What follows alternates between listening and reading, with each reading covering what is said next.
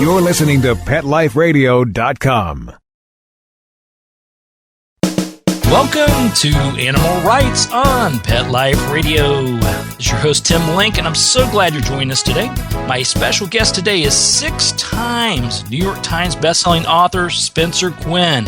Spencer will be here talking about writing and all the wonderful things he does, and most importantly, discussing the latest in the Chet and Bernie mystery series, Paw and Order. So we're all excited about that, to find out what Chet and Bernie's up to and everything that's happening with Spencer as well. So everybody hang tight, and we're going to come back with him in a moment.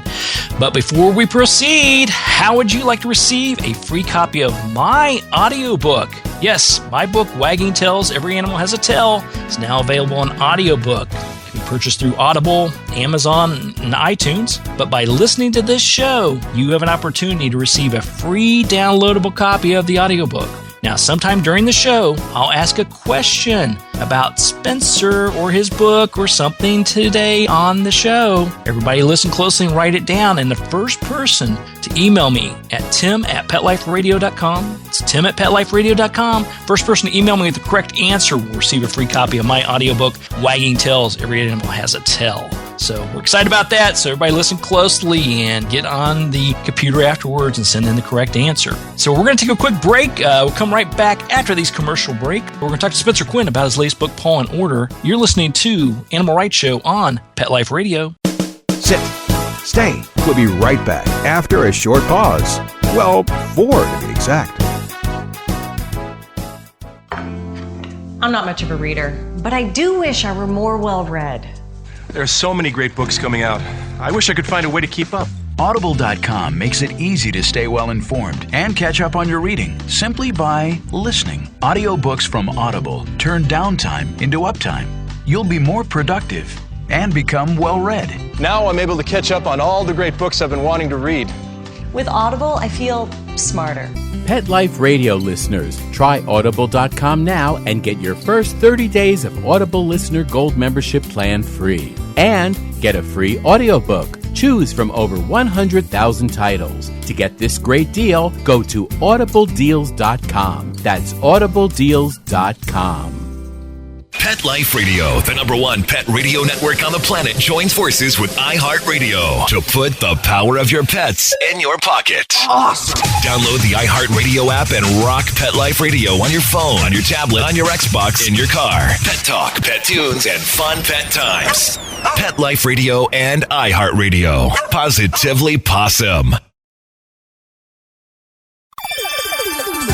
Let's talk pets on PetLifeRadio.com. Welcome back. Welcome back to Animal Rights on Pet Life Radio. Now joining me on the show is author Spencer Quinn. Spencer, welcome to the show. Thank you very much. Thanks for having me. Yeah, well, we're excited to have you on the show. It's always great catching up with all your activities and obviously the latest books. And we want to talk specifically about the latest Paw and Order. Tell us a little bit about the book. Well, Paw and Order is the 7th book in the Chet and Bernie mystery series, which began in 2009 with Dog on It. And these are detective novels. The detective is named Bernie. The stories are told by his dog, Chet.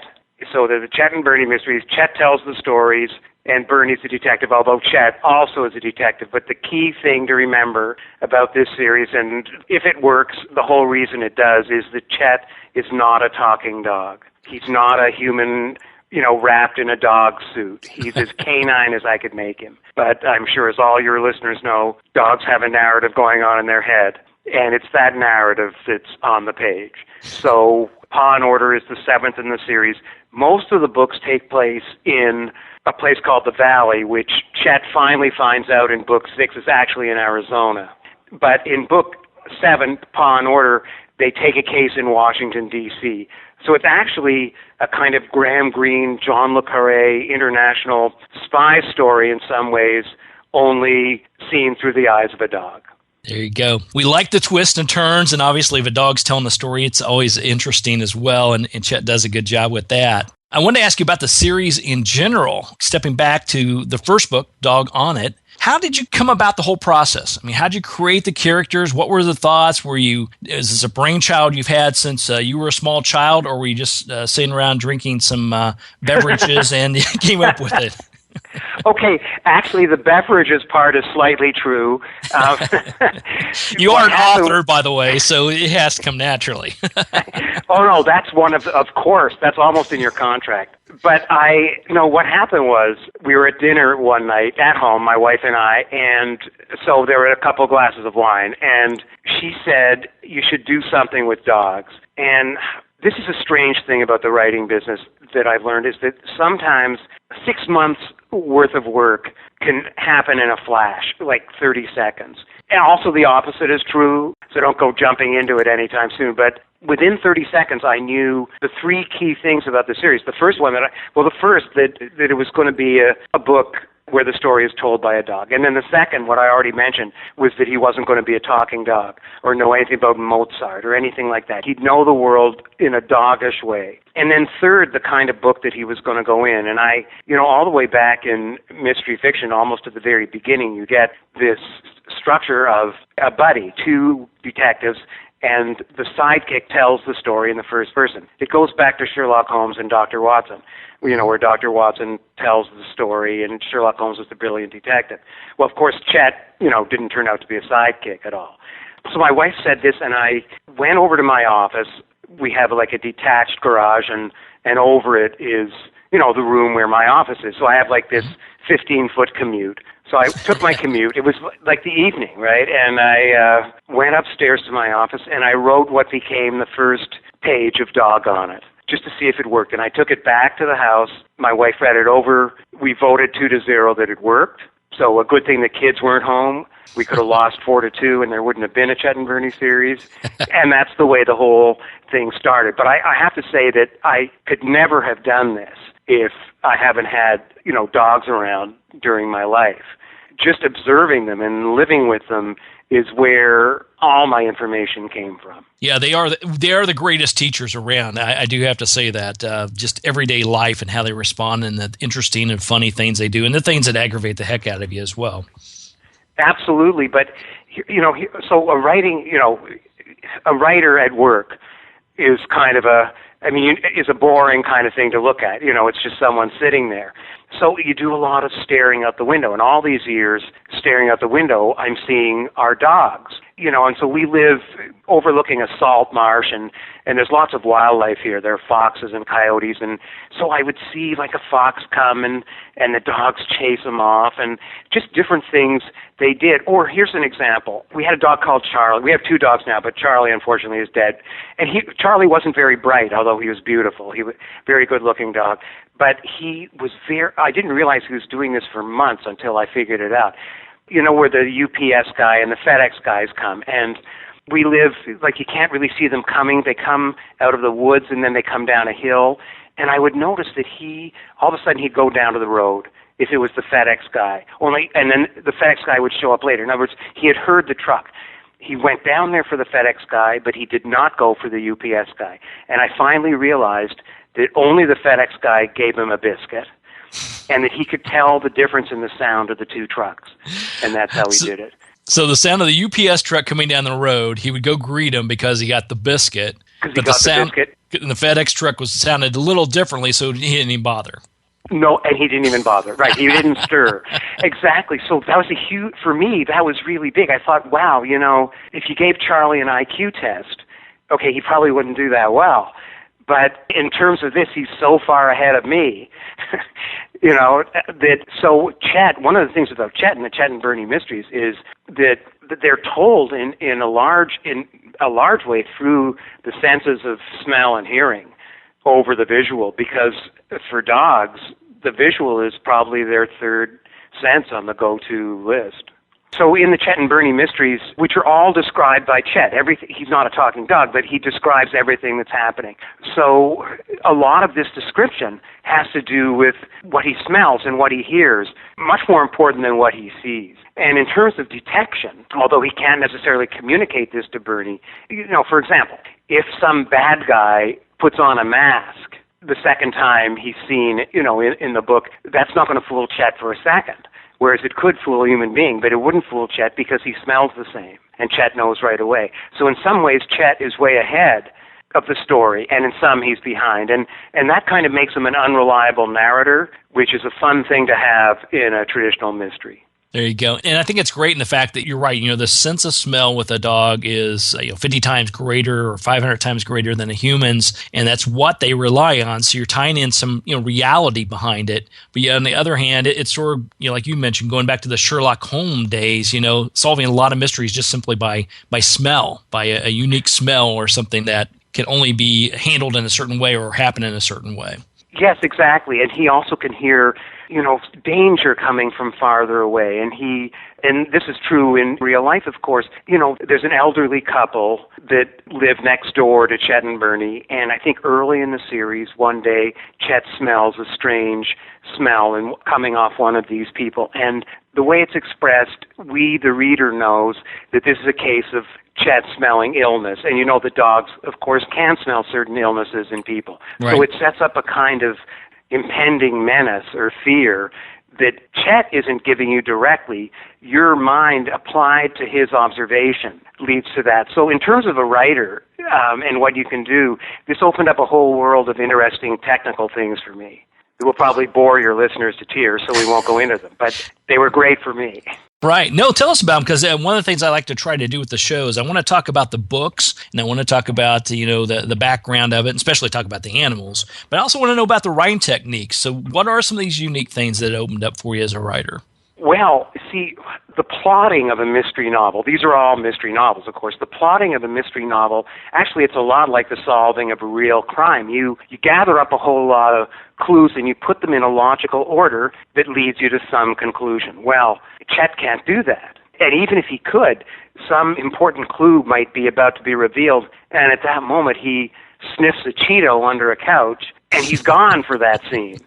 So he's an unreliable narrator, which is a fictional technique that's actually, like if you go get an MFA in writing, which I never did, you'll learn about that. Well, Chet's an unreliable narrator, but to marry that to this traditionally logical type of storytelling sort of blew it into bits, and I had to reshape it all, and I think that's one of the reasons that the books seem, if I may say so myself, kind of fresh in the mystery field. Yeah, absolutely. And that's one of the questions I want to perfect lead into this next question is writing a series.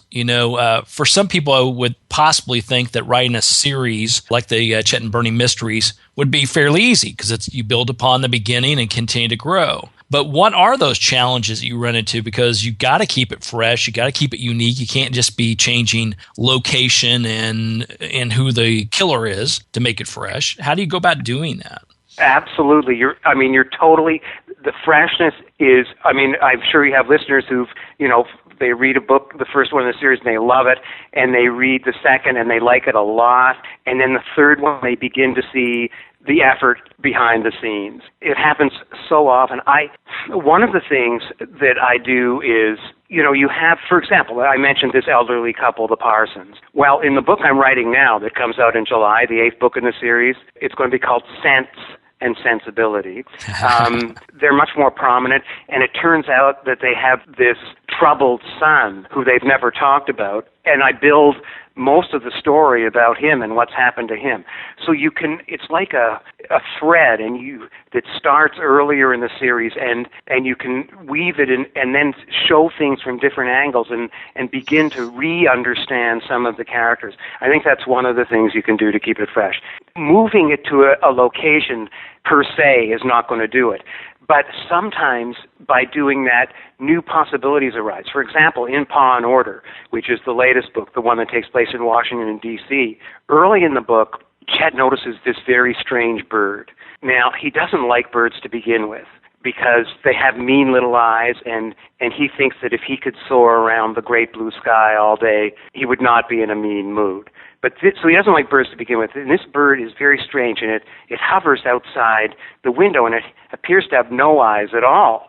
So he barks, and Bernie just tells him to be quiet. This bird appears again, and again Chet barks. This time Bernie turns to look, and just as he does, the bird goes behind a tree. The third time, it happens at a key moment, and Bernie finally looks, and he sees this strange, what's to Chet a very strange bird hovering in the sky, but Bernie, of course, knows right away. But he doesn't say it. But what he does is he takes the tire iron out of the trunk of the car, and Bernie, of course, has a great arm. He pitched for Army at West Point. That comes up over and over. Chet's because when they play fetch, Bernie can throw the ball so far. And Bernie brings this thing down out of the sky, and it falls to pieces, and Chet sees that it's just a machine that, in fact, in pieces, reminds him of Bernie's computer one day when an accident happened with it, obviously caused by Chet. So we know it's a drone. So you can, by changing location, I was able to bring a very contemporary thing like a drone into it, which really applies in terms of spying and everything like that, only still all seen through the eyes of a dog. Very exciting, very exciting.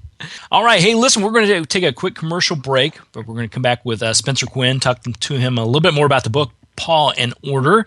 Also talk to him about his writing and his writing styles and what he does on a daily basis. So we got a lot of great things to cover. Everybody hang tight. We're going to continue our conversation after these messages. You're listening to Animal Rights on Pet Life Radio.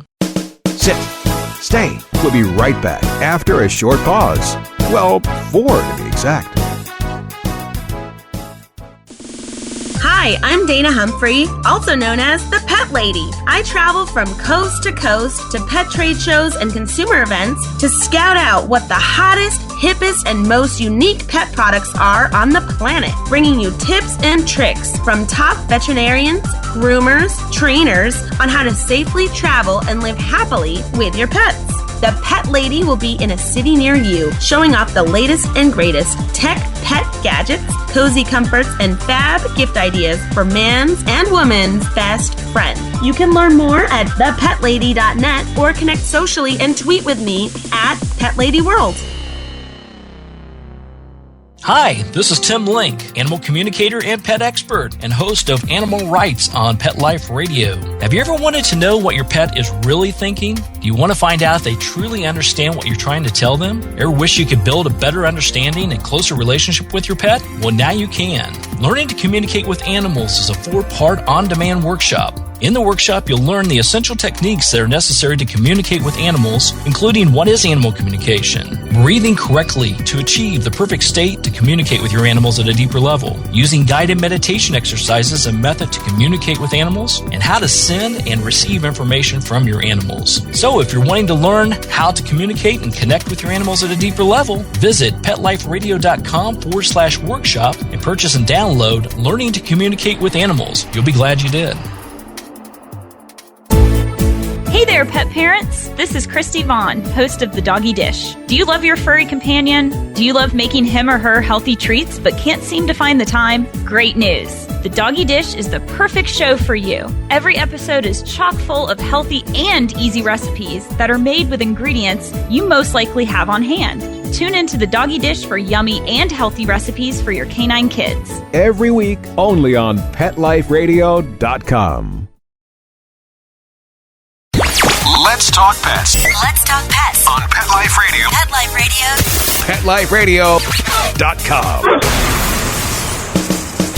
Welcome back to Animal Rights on Pet Life Radio. This is your host, Tim Link, and I wanted to tell you about some exciting news. Well, at least I'm very excited about it. Hopefully you will be as well. My latest book is available now for pre-order. Talking with Dogs and Cats, joining the conversation to improve behavior and bonding with your animals is now available for pre-order on both Amazon and Barnes & Noble. So everybody take a look at that. There's some super duper discounts going on. Everybody get on board and take a look at that. I really appreciate it. So it's Talking with Dogs and Cats by Tim Link, yours truly. So everybody check it out. We're back here with Spencer Quinn, talking to him about his latest book, Paw and Order, the Chet and Bernie Mysteries.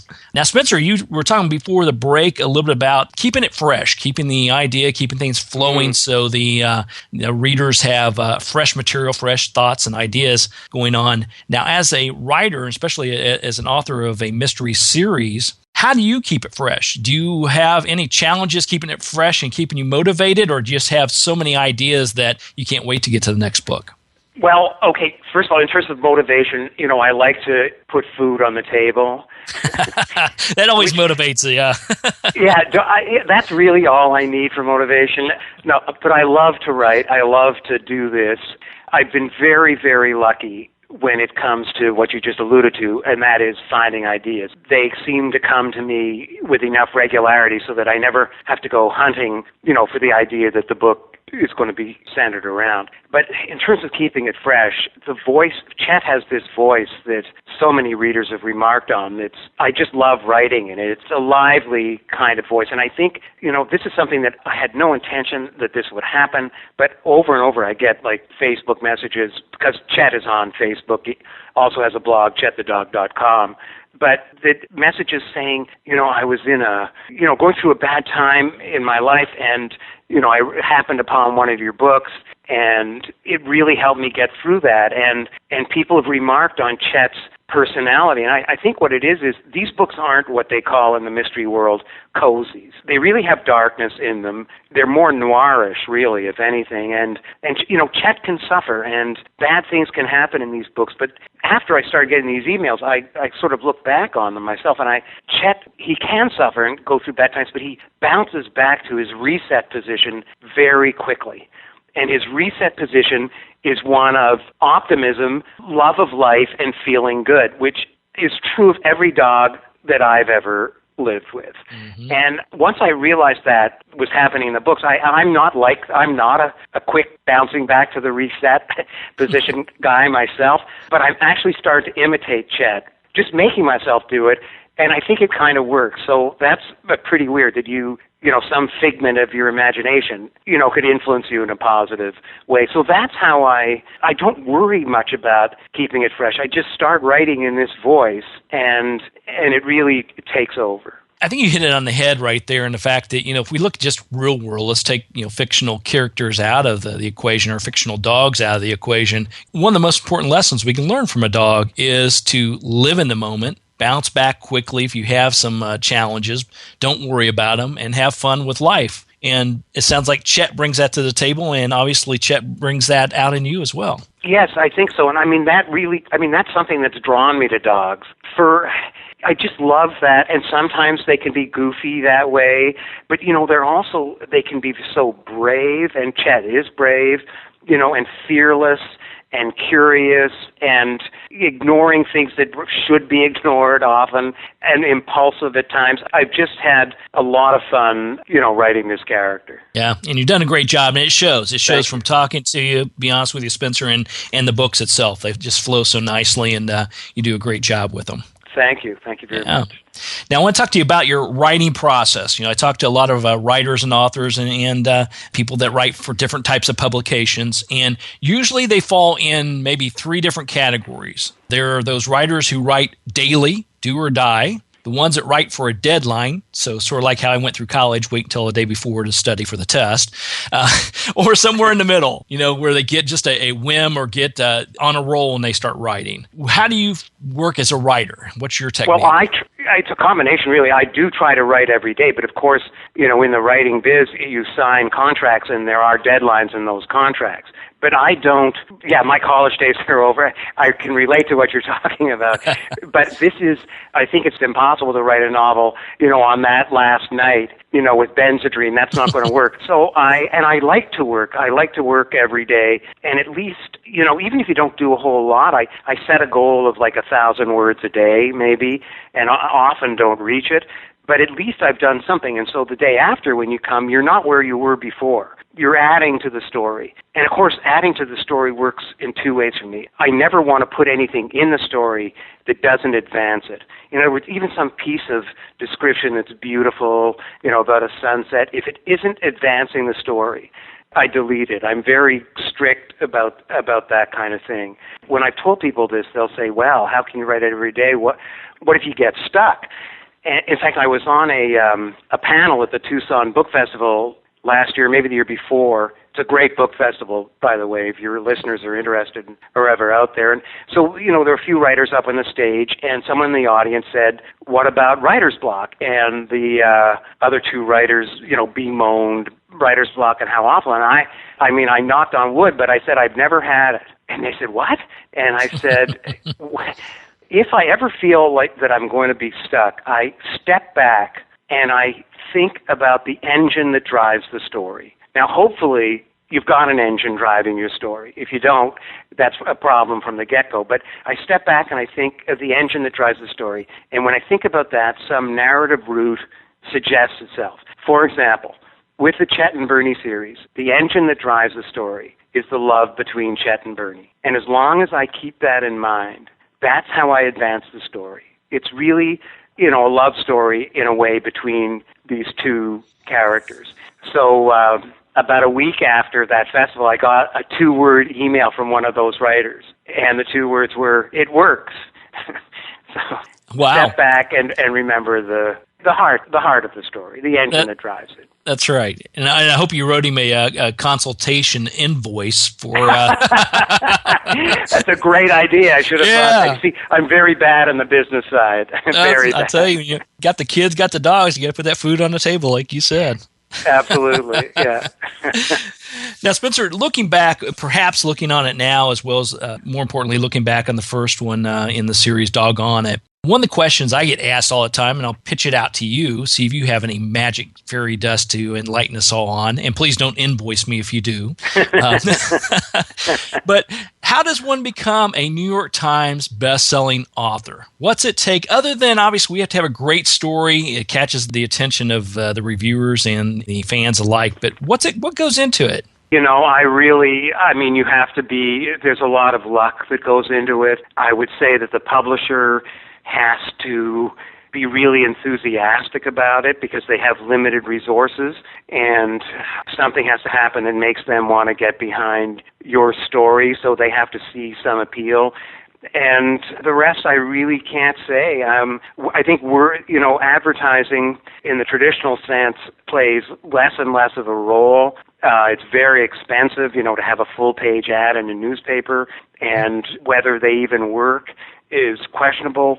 I still think word of mouth is one of the biggest things going, and of course, with something that's dog-oriented, there are 70 to 80 million dogs in this country, and presumably there are a number of humans who are, interested in things having to do with dogs. But I'm also trying to write books where the mysteries are very solid, too, and that there's lots of suspense, so I'm hoping to bring in mystery writers as well. But I can't really say how bestsellers happen, and I don't think there's a formula either. Yeah, I don't think there is either. I think it's pretty consistent, but I think you have to do a little bit of everything, and like you mentioned, I think your publishing house has to be really, really behind it. Even if it's not spending millions of dollars, it's more like just getting their word of the mouth, because they know obviously tons and tons of people as well. Absolutely, yes, exactly. You're absolutely right. You're absolutely right. Yeah, and I have to admit, the first time I had heard about your writing and had a copy of Doggone It was at a dog festival. It was at an event that was focusing on writing about dogs and animals and doing things of this sort, blogging, etc. And it popped up in a goodie bag. And and this was long before I started the show. And I thought, well, this is great. Started reading it. Thought, well, this is fantastic. Did my research and thought, well, hey, there you go. And now we know the rest of the story. So so just. Well, I'm glad that happened. That's exactly. Great. So write great stuff, get the word out, and find some goodie bags and. Slip them into shoppers' bags as they're walking through the mall. That's anything you got to do. Now, Spencer, after everybody picks up a copy of Paw and Order and reads it, they probably have already read the rest of the Chet and Bernie mysteries, but if they haven't, they can always go back and read them, and they're not going to miss a thing. Each one's going to be fresh, like you had mentioned. Well, and they can be read in any order. People say, what order should they be read in? And that's a question that Chet would never ask. You just dive in anywhere. Yeah, exactly. And they all flow real well. So I big kudos on that, because that's hard to do in a series. So you do great work with that. But after they've read this book or the series as a whole, what would you like the reader to walk away with? What would be one thing that you'd say, here's what I want them to get out of this book? I would say a new perspective on looking at things in the world, because these books are looking at the world through the angle of a dog. And not just the senses, but the emotions too. And I think that would be what I'd want. But mainly I just want them to be really entertained. Yeah, be entertained and get the message. I think that's a good way to go about doing it. Thank you. All right. Well, Spencer, where can people find out more about you and the book and everything going on and what's going on with Chet and Bernie? Well, there are 3 places. There's chetthedog.com, which is a blog. There's Chet has a Facebook page you can easily find, and Chet's on Twitter as well. And that's a really easy place to find it. Now, there is going to be some new stuff because I'm writing a dog-narrated series, a middle grade series for kids for Scholastic. Woof is the first book in the series, and it comes out in May. And it's not Chet and Bernie, but it is narrated by a dog, and it takes place down in Louisiana. So all the website stuff is going to be, all that'll be added in. But right now, chetthedog.com and Facebook are a good place to find out about everything. Fantastic. So everybody go on to Facebook, Twitter, and like or follow Chet, and obviously go to chetthedog.com and follow all the wonderful writings and all the activities going on. And Spencer, I hope you come back next year and see us to talk about the next Sense and Sensibility coming out next year, and then talking about Wolf as well. That's exciting stuff. So we hope to hear back from you sometime next year. It would be my pleasure, and I love the name of your show. Oh, thank you. Right. Thank you. Oh, thank you very much. We like that too. It's something that I came up with, so that's great. So no, it's great, and it's very much in keeping with the titles of the Chet and Bernie mysteries too. So absolutely, they go hand in hand. Fantastic. Well, Spencer, thanks again for coming on the show. We look forward to hearing from you soon. And everybody go pick up a copy of Paw and Order, a Chet and Bernie mystery by Spencer Quinn. You're going to love it. Thank you. My pleasure. Well, we're coming to the end of the show today. I want to thank everybody for listening to Animal Rights on Pet Life Radio. I also like to thank our sponsors and producers for making the show possible. To find out more about me, Tim Link, and the other guests I've interviewed on my Animal Rights show, please visit PetLifeRadio.com, click on the Animal Rights icon, and listen to the shows, download the shows, take them with you. While you're there, make sure you check out all the other wonderful hosts and shows that you have on Pet Life Radio. That's PetLifeRadio.com.